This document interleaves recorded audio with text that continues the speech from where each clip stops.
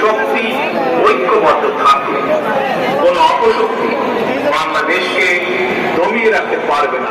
1971 এর মুক্তিযুদ্ধ আর 2024 জনগণের বার্তা সেই বার্তা হলো শর্ত দিয়ে স্বাধীনতা হয় না। স্বাধীনতা প্রিয় জনগণ কিংবা স্বাধীনতা রক্ষায় কোন শর্ত মানে না।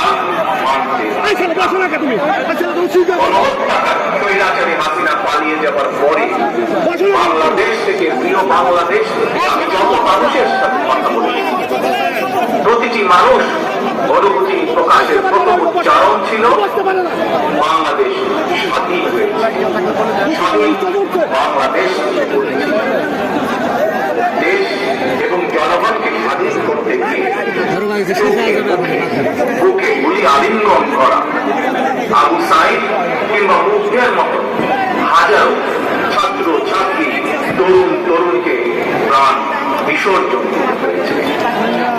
আহত হয়েছেন অসংখ্য অগণিত মানুষ। এর ভিতরে ছাত্র ছাত্রী রয়েছে, এর ভিতরে রয়েছে সাধারণ মানুষ, এর ভিতরে রয়েছেন রাজনৈতিক নেতা বৃন্দ। গণতন্ত্রের বিজয়ের ইতিহাসে এই মানুষগুলো